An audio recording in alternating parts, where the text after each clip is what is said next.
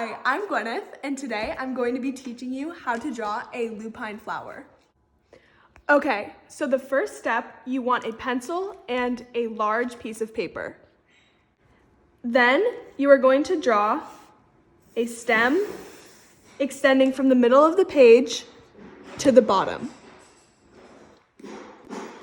Then you are going to draw 3 lines. 1,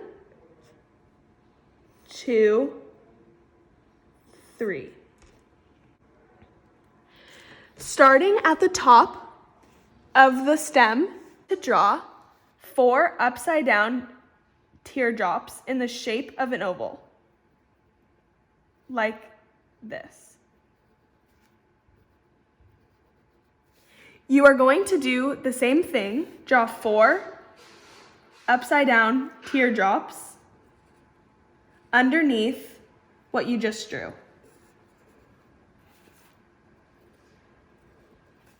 The next step, you are going to draw 5 upside down teardrops right underneath what you just drew.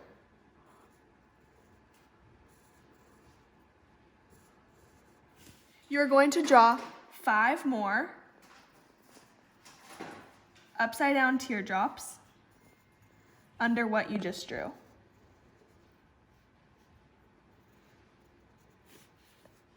You are going to go back to drawing 4 upside down teardrops right underneath what you just drew. Now, extending from the sides of what you just drew, continue drawing upside down teardrops, spread out, but still touching. I added 2 just to fill in the gaps between the other 4. Now, going back and forth from this side of the stem to the other, continue drawing upside down teardrops, spread out so the flower continues to get wider. I'm just going to keep adding these upside down teardrops on both sides of the stem, making sure it is getting wider.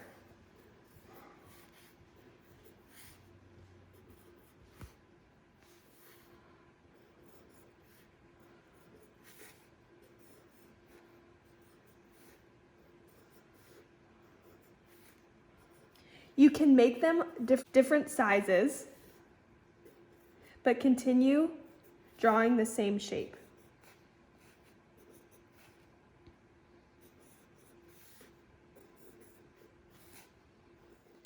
Once you get towards the 3 lines you drew at the beginning,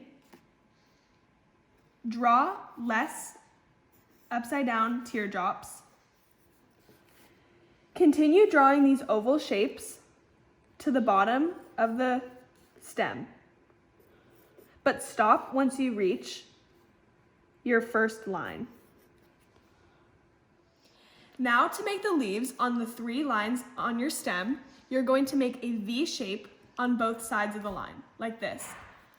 From the beginning, you want it to be the smallest, gradually getting bigger, like this.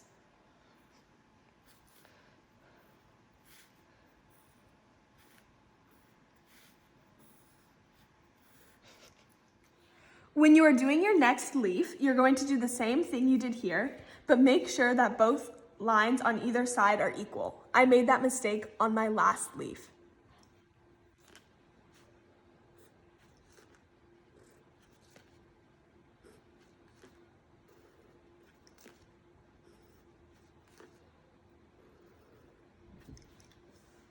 Now for the final leaf.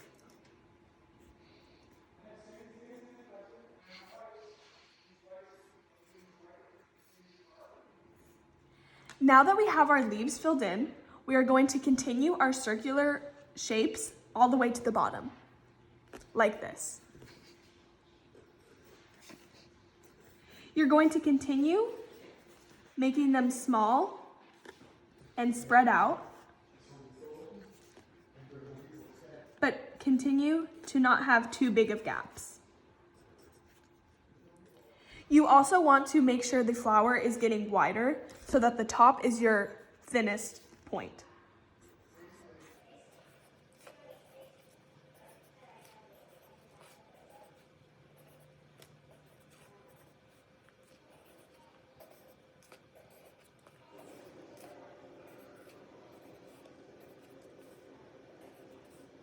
You can follow my movements with my circles to make sure the flower looks right.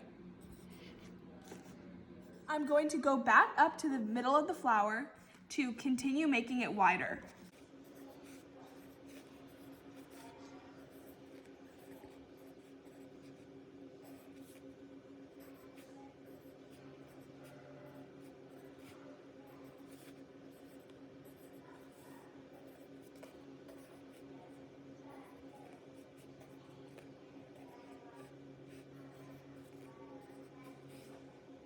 I already started, but to make the leaves look more realistic, we are going to add these squiggly lines on either side of the lines on the original lines, like this.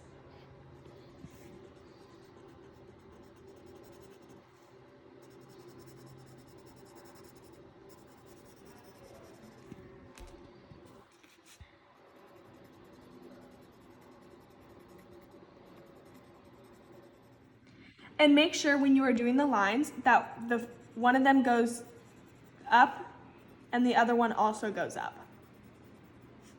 so that they are the same.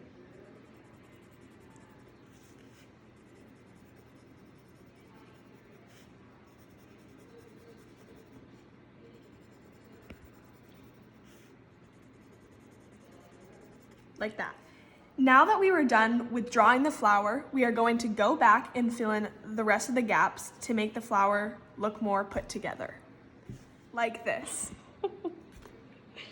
Continue drawing the circular motions, but to the stem to connect the flower.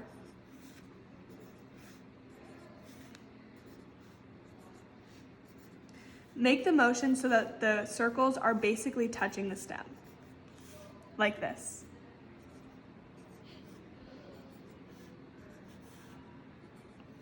And once you do that, you're going to go into the rest of the gaps and just put more circles in different directions to connect the flower. Now that we are basically finished with the flower, I just wanted to let you know that I went back into the top to fill in the gaps, making the flower look more gradually symmetrical. Before you are finished drawing the flower, you want to make sure that it goes from thin to wide. In order to do that, you have to add more circles on the outside of your previously placed circles, or clump these circles together at the top in order to make it a thin effect. Now that we are finished drawing the flower, if you have access to colored pencils, feel free to color in the petals on the flower. But if you do not have colored pencils, I'm going to show you how to shade in the petals with just using your pencil. You're going to take the side of your pencil and just lightly press on the paper, continuing to get lighter towards the bottom. And if you shaded outside a little bit of the lines like I did, you're going to just take your eraser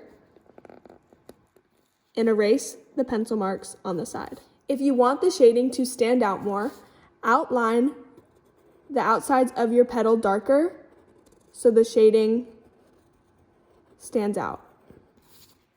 This is the finished drawing.